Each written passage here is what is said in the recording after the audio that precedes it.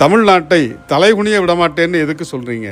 பாஜக எப்படியெல்லாம் தமிழ்நாட்டை குறி வச்சிருக்காங்கன்னு முப்பெரும் விழாவில் பேசும்போதே சொல்லியிருந்தேன். அவங்களால நேரா நுழைய முடியலன்னு அதிமுக கூட சேர்ந்துக்கிட்டு என்னென்ன பண்றாங்கன்னு எடுத்து சொல்லியிருந்தேன். தொகுதி மறுவரையறை, நீட், எஸ்ஐஆர், கல்வி நிதி மறுப்பு, இந்தி திணிப்பு, கீழடி அறிக்கையை மறைக்கிறதுன்னு இந்த லிஸ்ட் பெருசா இருக்கு. அதையெல்லாம் பொதுமக்கள் கிட்ட எடுத்து சொல்லி கடுமையா எதிர்க்கிறதுனால தான் திமுகவை டார்கெட் பண்றாங்க. அவங்க கூட்டணிக்குள்ளேயே பல குழப்பங்கள் இருந்தாலும் திமுக வந்துடக்கூடாதுன்னு குறியா இருக்காங்க. பாஜகவை எதிர்க்கிறதா வெளியில நிறைய பேர் சொல்லிக்கலாம். ஆனா அனுபவம், வலிமை, கொள்கை தெளிவோடு பாஜகவை தடுத்து நிறுத்துற ஆற்றல் திமுக மட்டும்தான் இருக்கு. இது தமிழ்நாட்டு மக்களுக்கு நல்லா தெரியும். அதனாலதான் திமுக ஆட்சி நீடிச்சாதான் தமிழ்நாடு இதே போல தொடர்ந்து தலை நிமிர்ந்து நடக்க முடியும்னு தெளிவா இருக்காங்க.